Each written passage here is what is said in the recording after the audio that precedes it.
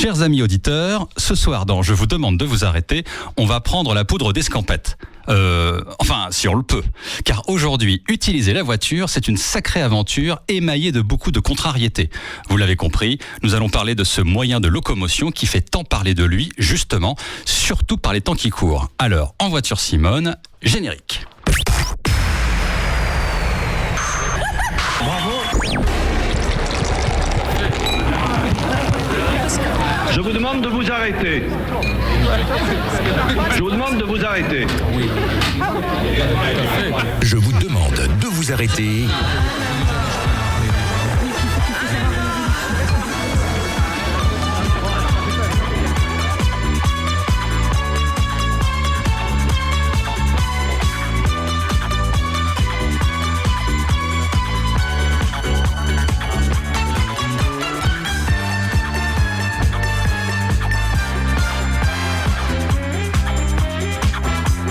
Je vous demande de vous arrêter est de retour pour une nouvelle édition. On est ravis de retrouver les studios puisque c'est là que nous procédons à l'enregistrement. Bonsoir messieurs, Alain, Laurent. Bonsoir à tous. Bonsoir à tous et bonsoir Yves Cara. Bonsoir tout le monde, bonsoir les amis, bonsoir les auditeurs et auditrices. Et puis bonsoir à Tiffaine qui est là pour nous assister dans cet enregistrement. On la remercie grandement. Merci à toi, Tiffaine. Merci. Alors, on va peut-être démarrer par présenter Yves, Cyril. Exactement. Alors Yves Cara, vous connaissez votre parcours et votre CV mieux que Allez, je vous écoute. mais on va s'essayer à cet exercice si difficile. Je vais faire très synthétique. On nous dit que voilà, vous êtes passionné par l'automobile, vous avez un passé de journaliste audiovisuel à Monaco et à Paris. Alors on va citer quelques stations pour lesquelles vous avez officié.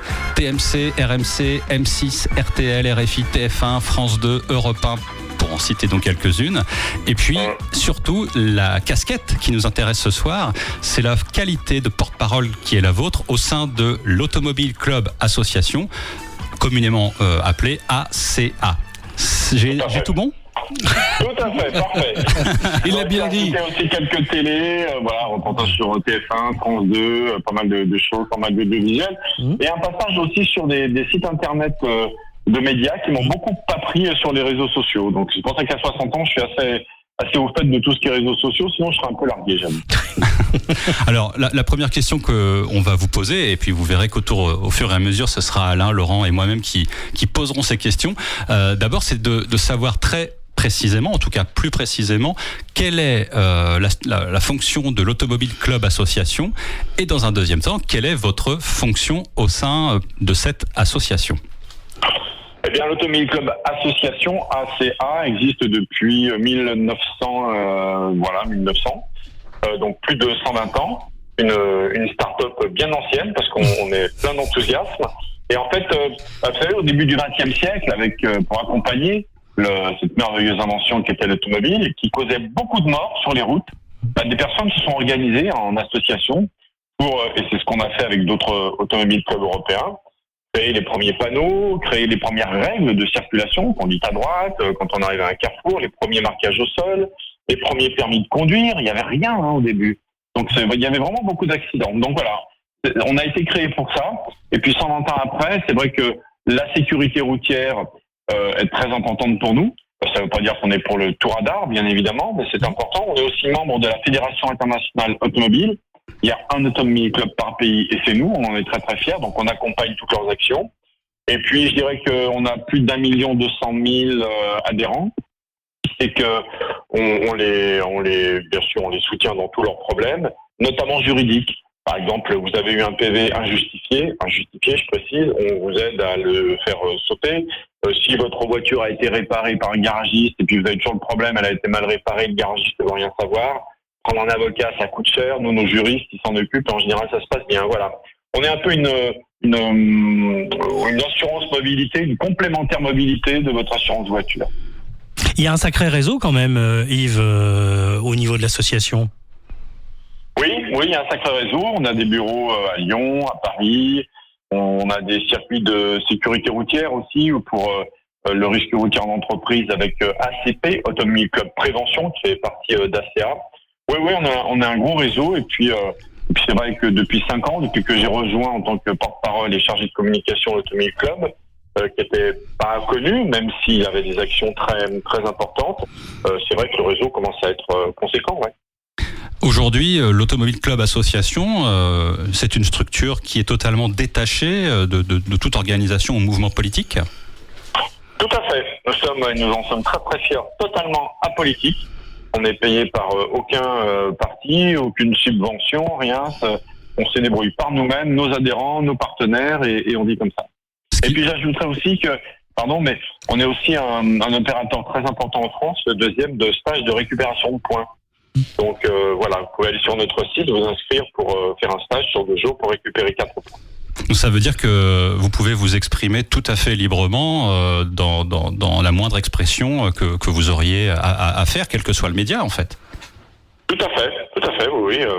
On discute avec quand je fais des plateaux avec des hommes politiques et qu'on est d'accord, parce qu'on est d'accord sur des choses de bon sens. Je précise toujours que voilà, on est vraiment apolitique et que quel que soit le parti, la tendance, et souvent d'ailleurs c'est des propositions qu'on fait depuis très très longtemps, peu importe qu'ils soient repris ou pas par les partis politiques. Nous, on a une antériorité et on s'y tient, on est apolitique. Alors on peut retrouver, bien évidemment, pour les auditeurs, je le précise, les informations sur cette association, l'Automobile Club Association, avec le site internet www.automobile-club.org. C'est bien ça, Yves ? Oui, tout à fait. Très bien. Et on peut y lire qu'il y a 3 priorités. Donc la somme de ces priorités, c'est aider les individus. Mais si on reprend, il y a servir, offrir et rassembler. Vous pouvez nous en dire un mot sur ces trois choses ? Oui, servir la mobilité, ça c'est vrai. Offrir un service et puis rassembler. Parce que d'autant plus en ce moment, depuis quelques années, on essaie pas, mais ça se passe comme ça. Il y a vraiment une opposition entre ceux qui ont des voitures, ceux qui veulent rouler en vélo, ceux qui choisissent la trottinette, machin. On a l'impression que les politiques ont fait involontairement, on crée des oppositions entre les Français. Or, un automobiliste peut marcher, il marche, ça c'est sûr. Il prend son vélo, il prend les transports en commun, on est multi-modalités. Donc voilà, nous on rassemble, on protège, on regroupe, on représente. Et voilà, il faut que tout le monde sur la route puisse se respecter, on est dans cet état d'esprit. Très bien. Et bien en tout cas, nous, ça nous permet effectivement de donner un peu les éléments de contexte, de donner le cadre de l'intervention qui est la vôtre. Et on vous en remercie encore, Yves Cara. Et puis, on va maintenant peut-être entrer dans un sujet qui va concerner énormément de gens, puisqu'il s'agit de la voiture. Et on sait qu'il y a énormément de conducteurs et de conductrices en France. On donnera les chiffres un peu plus tard dans le courant de l'émission. Et là, je cède la parole à Laurent. Oui, parce qu'en fait, la base de l'émission de ce soir, elle est venue entre nous, avec Cyril et Alain, et on a parlé, on s'est dit, tiens, on ferait bien une émission sur l'automobile. Alors, ce qui nous a amené à faire cette émission sur l'automobile, c'est notamment la dernière sortie Critères, donc les Parisiens étaient déjà touchés par cette vignette, donc on va en parler avec Yves juste après. Et en fait, ça a déjà démarré, si je ne m'abuse, début septembre pour Rouen, et les Havrais, donc nous, on fait l'émission du Havre, on va être touchés par cette vignette Critères d'ici l'année prochaine. Donc, nous, on avait parlé, on s'était dit, nous, effectivement, on a un avis sur ces sujets qui touchent les automobilistes. Et en fait, on s'était dit, non, il nous faut un spécialiste. Et c'est vrai que moi, j'ai repensé à vos interventions que j'ai vues maintes et maintes fois sur certains plateaux télé. Et ce que j'aimais chez vous, c'est que, en fait, vous défendez l'automobiliste. C'est-à-dire, à mon humble avis, aujourd'hui, l'automobiliste, c'est vraiment quelqu'un qu'on va casser en deux, notamment dans les médias, en disant, c'est la faute aux automobilistes, la pollution, la vitesse, les morts, la sécurité. Vous en avez un peu parlé tout à l'heure. Et en fait, non, vous êtes plutôt pragmatique. En plus, en tant qu'ancien journaliste avec un certain bagage, donc vous êtes capable de nous expliquer des choses, comme vous l'avez dit tout à l'heure, par rapport à l'histoire de l'automobile, du code de la route, des choses comme ça. On s'était dit, tiens, Yves Cara, je pense que c'est la bonne personne pour faire l'émission avec nous. Donc déjà, on vous remercie de nouveau par rapport à ça. Alors, la vignette Critères, c'est une arnaque ? C'est une arnaque, ça ? Je vous ai entendu. Hein. Ouais. Vous savez. Ouais. Ça, c'est un vrai problème. La vignette Critères, donc, accompagne les ZFE, la création des ZFE, les zones de faible émission. Et vous savez qu'actuellement, alors ça, c'est une épée de Damoclès terrible qui est au-dessus de la tête des Français et des Européens, d'ailleurs, et qui est en fait une loi européenne qui oblige toutes les agglomérations de plus de 150 000 habitants à créer cette ZFE, zone de faible émission. Donc pour circuler à Rouen, donc maintenant, bientôt au Havre, et c'est le cas déjà dans Paris, Grenoble, Lyon, Bordeaux, Clermont-Ferrand, je crois qu'ils en ont créé une. Il faut acheter et mettre sur son pare-brise une vignette critère, crit, apostrophe R, qui va de 0 à 5, et qu'on ne paye que, et j'insiste bien, 3,47 €, je crois. Alors attention, si vous nous écoutez, n'allez pas sur des sites où on vous les propose à plusieurs dizaines d'euros. C'est une arnaque, c'est un site qui ressemble beaucoup à celui du gouvernement, mais c'est une arnaque. Donc vous ne payez pas plus cher que 3 € et quelques. Voilà, je le précise pour éviter les arnaques. Alors nous, les ZFE, ces zones à faible émission, dont seulement à peu près un Français sur 4 ou 5 connaît l'existence, on a été contre dès le départ avec l'Automobile Club Association. Pourquoi ? Parce que c'est une vraie discrimination sociale entre ceux qui peuvent acheter une voiture récente à critère 1 et puis les autres personnes qui ont des petits moyens et puis qui achètent des voitures qui sont plus anciennes, donc critère 3, 4 ou 5. Et donc ceux-là, on leur a dit, vous savez, vous avez une voiture qui passe le contrôle technique, qui a le droit de rouler, mais pas en ville. Vous n'avez pas le droit de venir avec. Même si vous travaillez en ville et que vous habitez à 30 km, vous vous débrouillez, c'est pas notre problème. Et ça, c'est vraiment insupportable. Alors que vous avez acheté une voiture qui techniquement passe un contrôle technique, vous avez le droit de rouler avec, mais pas partout. Donc ça, c'est un vrai scandale. D'autant plus que ces zones de faible émission n'ont rien apporté, ni en termes de pollution, ni en termes c'est prouvé, hein, ni en termes de pollution, de bruit, d'embouteillage, de circulation. Rien. Je dirais que, comme pour vous savez, le vaccin, on parlait de bénéfice-risque pour le Covid. Là, c'est bénéfice-emmerdement. Emmerdement maximum pour ceux qui auront ces voitures critères 3, 4 ou 5, qui ne pourront pas s'en servir pour aller en ville, et puis qui n'iront plus, de toute façon, qui iront ailleurs. Et puis le bénéfice qui est nul. Donc voilà, c'est vraiment encore des décisions de politiciens hors sol. Voilà, j'ose le dire. Parce que faut savoir que le parc de voitures se renouvelle naturellement, hein, et c'est tant mieux. Donc les voitures récentes sont de moins en moins polluantes, et c'est tant mieux aussi. Donc plutôt que d'accélérer et de taper en plus sur la tête des Français et des Européens, laissons les choses se faire naturellement. Ces ZFE n'apportent absolument rien en termes d'amélioration de qualité de vie dans les villes. Alors Yves, justement, tu peux nous parler de la qualité de l'air parce que bon, je crois que tu en sais plus là-dessus. Effectivement, ce qu'on oublie de dire aussi, c'est que la qualité de l'air, ça a changé quand même par rapport à il y a 20 ans. Oui, heureusement, c'est vrai que faut bien reconnaître qu'il y a 25 ans, voilà, on voyait d'ailleurs les façades des immeubles qui devenaient très rapidement noirs à cause des poussières du diesel, hein, qui n'étaient pas filtrées, il faut reconnaître, hein, c'était de la boucherie, c'était pas bien. Plus du tout le cas. Donc maintenant, et tant mieux, dans les villes, on n'a jamais aussi bien respiré. Et vous pouvez voir vous pouvez aller voir les courbes de tous les organismes qui contrôlent la qualité de l'air dans toutes les villes, grâce aux efforts des constructeurs, les filtres à particules, les moteurs, la meilleure combustion, le sans-plomb, bien sûr, qu'on a enlevé, donc tout ça. On n'a jamais respiré un air aussi pur dans les villes. Je dirais même au 19e siècle, où avec le chauffage au bois, on respirait très très mal et ça a tué des dizaines de milliers de personnes. Hein. C'est toxique, hein. C'est plein de particules cancérigènes. Et de particules. Oui. De zones cancérigènes. Donc, oui, voilà. Donc, ça n'apporte rien et ça ira de mieux en mieux. Bien sûr, on a envie de respirer un air le plus pur possible. Mais aujourd'hui, quand j'entends dire « Oh là là, dans les villes, c'est irrespirable », je dis « Bah non, ça n'a jamais été aussi respirable. » Voilà.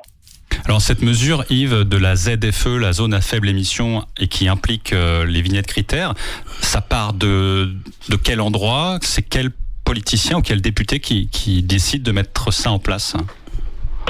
Alors, donc ça a été décidé, comme je disais, par le Parlement européen, mais, et ça c'est très important pour que les élus locaux vous leur fassiez bien comprendre, c'est à chaque élu local, au maire ou à la métropole, de décider de la mise en place de cette ZFE et des mesures restrictives ou pas. C'est-à-dire qu'il peut décider du jour au lendemain que les critères 1 ont juste le droit de circuler en ville la semaine. Voilà, ou alors les critères 4 et 5 ne pourront plus circuler, mais seulement le week-end, on va dire entre 22h et 8h. Donc là, ça ne gêne pas du tout. Donc, ils sont donc dans l'obligation de créer une ZFE, mais c'est à eux de décider les restrictions. Donc voilà, il faut faire très attention. N'hésitez pas à écrire à la mairie ou autre si vous sentez que la ZFE est mise en place est trop dure, parce que pour les prochaines élections locales, ils auront intérêt à être souples. Alors Yves, quand on regarde le site internet officiel du gouvernement, c'est statistiques.développement-durable.gouv.fr, on a des données qui ont été publiées le 12 août 2021 et qui nous signifient qu'au 1er janvier 2021, le parc automobile se compose de 38,3 millions de voitures particulières, de 5,9 millions de véhicules utilitaires légers, de 600 000 poids lourds et de 94 000 autobus et autocars en circulation. Ça fait un nombre quand même considérable de véhicules et, sauf erreur de ma part, il m'avait semblé entendre que les véhicules qui seraient concernés par ces mesures, ça représente 70% de ce que je viens de citer. Ça paraît réaliste ou pas pour vous ? Je crois que la réponse est dans la question, non? C'est une question rhétorique un peu, en effet. Non, mais oui, d'autant plus que le problème pour les véhicules utilitaires légers, pour tous les artisans qui sont au diesel, on veut tous les passer à l'électrique, mais il n'y a pas ce qu'il faut, il n'y a pas l'offre. Il y a une ou deux marques qui le proposent, c'est très cher, et ça va trop vite. Donc aujourd'hui, aller trouver dans les villes avec des critères, Paris et autres, pour trouver un artisan, ils viennent plus, parce qu'ils n'ont pas la camionnette. S'ils viennent, ils risquent de se faire prendre un PV, il faut se garer. C'est impossible. Donc ça aussi, c'est un vrai problème. Et aujourd'hui, même si le diesel, il se vend à peu près 16% des voitures neuves sont des diesels, donc ça a beaucoup baissé. Mais le parc automobile, lui, bien sûr, il y a une inertie. Il y a encore une voiture sur deux qui est un diesel en France. Donc à Marseille, je crois que pendant un moment, ils voulaient supprimer jusqu'au critère 3 et ça supprimait 70% des voitures de toute Marseille et la métropole. Donc ils ont tout de suite arrêté pour pas avoir des émeutes, vous voyez, des trucs comme ça. Donc oui, non, ça ne sert à rien, c'est inutile et laissons faire les choses naturellement et vous verrez que ça s'améliorera et tant mieux de plus en plus. Les ZFE, c'est une catastrophe. Mais cependant, c'est en application, c'est-à-dire que si personne ne réagit, en définitive, c'est ce qui a été mis en place restera et ce qui est à venir va se faire, quoi qu'il arrive. Ils ne reviendront pas sur cette décision, a priori. Bon, après, vous savez, on est revenu sur tellement de décisions ces derniers mois, ces dernières années que, voilà, comme dit notre président Emmanuel Macron, quand la pandémie a commencé, on a dit « Oh, vous n'aurez pas de vaccin avant 10 ans », il y en a eu un 6 mois après. Le nucléaire, on devait l'arrêter il y a 4 ans, et maintenant on construit des centrales. Donc vous voyez, les choses changent très très vite actuellement. C'est les politiques, c'est un peu comme les girouettes, là, ils prennent des décisions, et puis finalement, avec le temps, on va changer finalement. Le général de Gaulle, lui, quand il avait pris des décisions pour l'énergie, il avait vu pour 50, 60 ans plus loin avec le nucléaire. Voilà, mais alors c'était une autre époque, mais là, ça bouge un petit peu trop au fil des tweets et du vent, je trouve. Et puis maintenant, on réouvre les centrales à charbon. Voilà, alors, exactement. Exactement. Ouais, non, mais et je vais vous dire, c'est dommage, parce que le virage vert au niveau énergétique qu'avait pris l'Allemagne, on espérait tous que ça fonctionne, de fermer les centrales. Ça a été un fiasco complet. Ça a coûté des dizaines et des dizaines, des centaines de milliards. Et maintenant, ils en sont à ouvrir les centrales à charbon. Donc voilà, tout ce qu'on a acquis ces 10 dernières années, après les 30 glorieuses et jusqu'à maintenant, tout est chamboulé, remis en cause. Et les bonnes intentions, on se rend compte que le nucléaire, c'est vachement bien. Seulement, le problème, c'est que il y a 10 ans, on a dit, lorsque Hollande a été au pouvoir, le nucléaire, on arrête. Donc, EDF, qui gère le parc nucléaire, a dit, moi, j'embauche plus d'ingénieurs, j'embauche plus de personnes pour entretenir les centrales, on va les fermer. 10 ans après, on a dit, maintenant, il faut les entretenir. Ah ouais, mais moi, j'ai plus le personnel. Et puis, je vais pas investir. Donc, c'est pour ça qu'on est dans cette situation. Parce que quand j'entends dire, que c'est à cause du Covid qu'on n'a pas entretenu, c'est pas vrai. C'est pas vrai, ça avait commencé bien avant. J'ai entendu un ancien président le dire ce matin sur les chaînes d'infos. Vous voyez, donc il faut faire attention dans les grandes décisions stratégiques pour l'énergie, tout ça. Je crois que les politiciens, là, ils sont un peu dépassés par tout ça. Mais justement, Yves, est-ce qu'on est sûr que le président Macron, puisque tu parlais de lui, est-ce qu'on est sûr qu'il a déjà, lui, son permis de conduire ? Non, mais je pose la question. Je pose la question parce que mais il a pas un chauffeur. Oui, d'accord, il a un chauffeur, mais entre avoir un chauffeur et être conducteur soi-même, il y a quand même, et on ne sait pas s'il a son permis de conduire, en fait. Bon, allez, moi je prends le pari qu'il l'a quand même passé. Mais c'est vrai qu'on l'a jamais vu conduire. Ouais. Mais voilà. Alors, si tu veux. Alors, les présidents de la République, on les voit pas conduire les voitures, à part les scooters pour certains. Ouais. C'est vrai. Ouais. Et puis les SM Maserati pour d'autres, mais c'est il y a très longtemps. Et voilà. Pour Pompidou, ouais, tout à fait. Non, c'était Giscard. Giscard, à Pompidou aussi, là, il adore les voitures rapides. Ah ouais, d'accord. Tout à l'heure, tu parlais qu'il y avait des règles qui étaient mises en place et puis il y avait des règles qui étaient défaites. Alors, il y a une règle qui a été instaurée par notre maire du Havre, Édouard Philippe, qui était la règle du 80 km/h sur des routes à 90. Qu'est-ce que tu en penses de ça? Parce que là, il y a eu un rétropédalage. Alors, ça a été certaines régions qui ont changé. Alors, bizarrement, la nôtre ne changera pas. Peut-être parce que Monsieur Philippe ne souhaite pas que ça change. Qu'est-ce que tu penses de toutes ces décisions qui changent? Nous, les automobilistes dans l'histoire, parce qu'on est tous des automobilistes. Oui, complètement. D'abord, automobiliste, moi, c'est un terme, souvent, je le dis dans les débats, que j'aime pas parce qu'on est tous automobilistes, comme tu l'as dit. Directement, parce qu'on a une voiture. Ou indirectement, bon, on n'en a pas, mais on en utilise une. Un taxi, celle des copains, du Blablacar, ce que vous voulez. Donc on est tous automobilistes et comme on est tous piétons, hein, de toute façon, on ne peut pas faire de ségrégation. Oui, c'est 80 km/h. Alors, avant la mise en place, ça faisait très longtemps que certaines associations rencontraient des politiciens pour leur dire que ça allait sauver des centaines de vies si on passait à 80 km/h, ce qu'on aurait tous aimé, bien évidemment, mais on savait que c'était pas le cas et on savait surtout que socialement, ce serait pas accepté.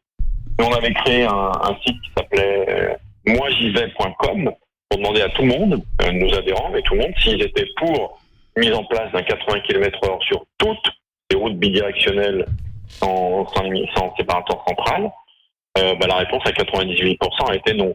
Mais vous savez, sur ces routes à 90, on roule pas tout le temps à 90, on traverse un village, on est à 30, on est à 50, on est à 70 sur des passages dangereux. Ce 80 km/h, on leur a dit, faites surtout pas ça. Et ça venait après toute une mesure du contrôle technique, de l'augmentation de la taxe carbone, etc., etc. Donc ça a donné les gilets jaunes. Donc c'était une erreur, on leur a dit. Édouard Philippe a été... D'ailleurs, Emmanuel Macron n'en voulait pas, d'après ce qu'on entend dire. Comme il a dit, fait preuve de courage politique. C'était pas du courage politique, c'était une vraie erreur. D'accord. Okay. La preuve, c'est que maintenant, il y a toutes les régions, on revient au 90. Et je vais vous dire, pour être tout à fait clair et honnête, c'est pas le temps que vous allez gagner en étant à 90 plutôt qu'à 80, parce qu'il avait été dit que sur ces routes, la vitesse moyenne était de 82 km/h. Pourquoi faire tout ce tintamarre pour 2 km/h? Mais c'est symbolique. Voilà, le symbole comme ça de dire on va vous faire ralentir, nous à Paris on décide que, surtout que franchement on savait que ça n'a jamais sauvé des vies de faire ralentir de 10 km/h comme ça, parce que la meilleure chose pour sauver des vies, c'est de rouler à droite et de garder les mains sur le volant et de regarder devant. On n'a aucune raison de percuter la voiture qui vient en face. Parce qu'on nous disait oui mais deux voitures qui se percutent à 80 plutôt que 90, on n'a pas de raison de percuter la voiture en face. Si on roule normalement, on est sur sa file, quoi. Donc ça prouve qu'on a été de toute façon dangereux, certainement volontairement, et au-delà des vitesses autorisées. C'est ça qu'il faut combattre.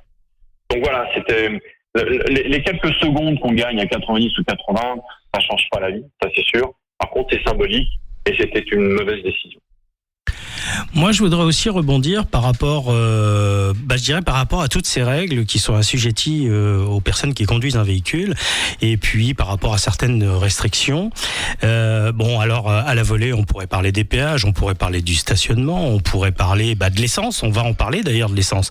Moi, j'ai envie de te poser cette question parce que il y a quelques années en arrière, on disait que les automobilistes étaient des vaches à lait. Est-ce que tu estimes qu'aujourd'hui c'est toujours le cas ?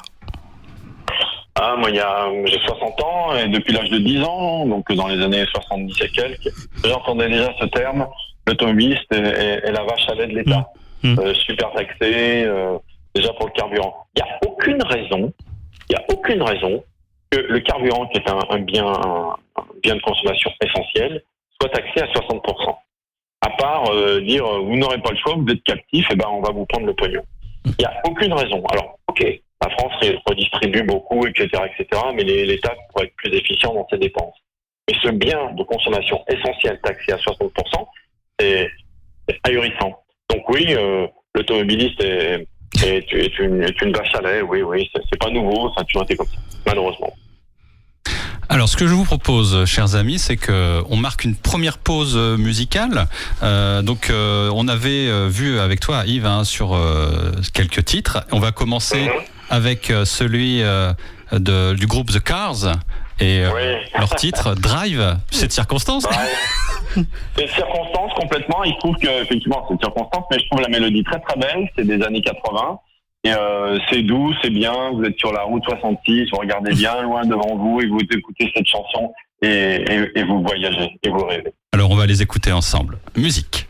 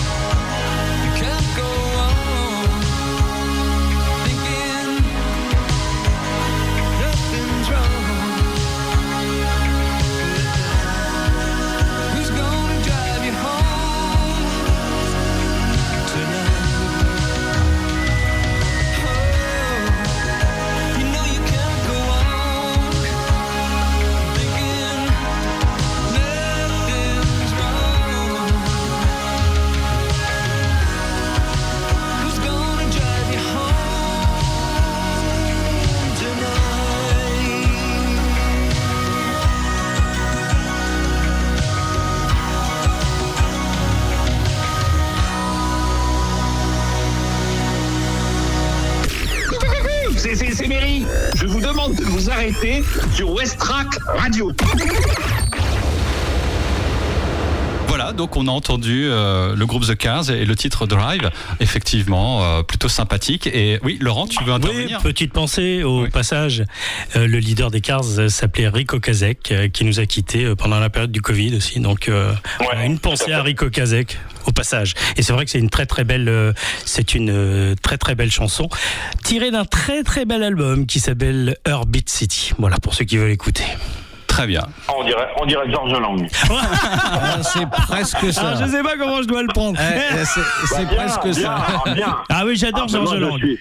Je suis fan complet de Georges Lang. Non, mais moi aussi. De la radio. Il y a Zégut et Georges Lang. Ouais, complètement. Et là, t'en as deux pour le prix d'un, parce que non seulement il est bon en musique, mais alors il est très très bon au cinéma, tu vois. Donc... Cyril aussi est très très bon au cinéma. Eh oui. On fait ce qu'on peut. Alors, Et moi, je suis en B aussi. Hein. complètement.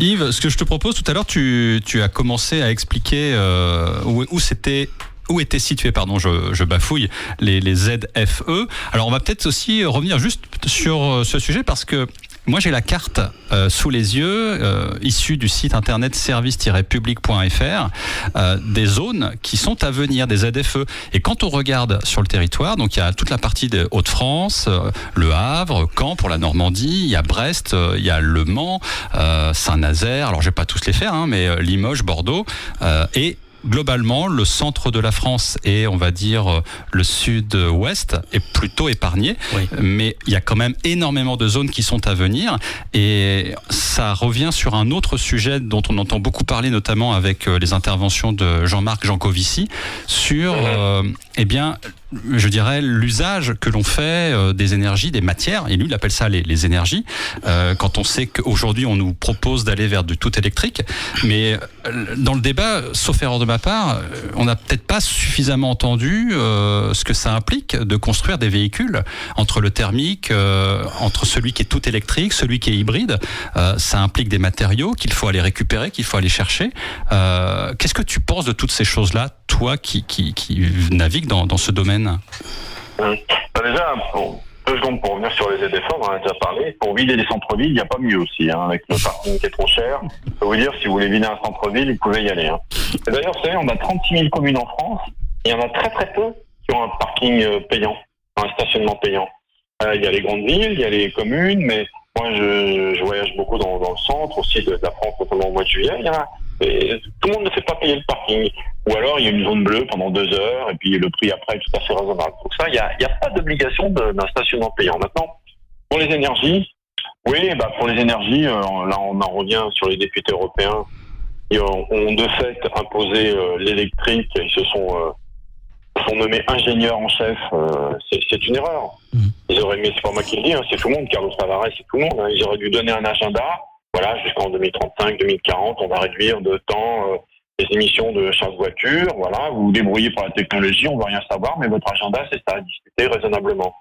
Et là, on aurait pu garder un moteur thermique, parce que le problème, c'est pas le moteur thermique, c'est le pétrole qu'on met dedans. Donc si on met un produit, quel qu'il soit, il faut qu'il produise une étincelle pour que le piston redescende et remonte. On sait le faire avec l'hydrogène, on sait le faire avec le superéthanol, on sait le faire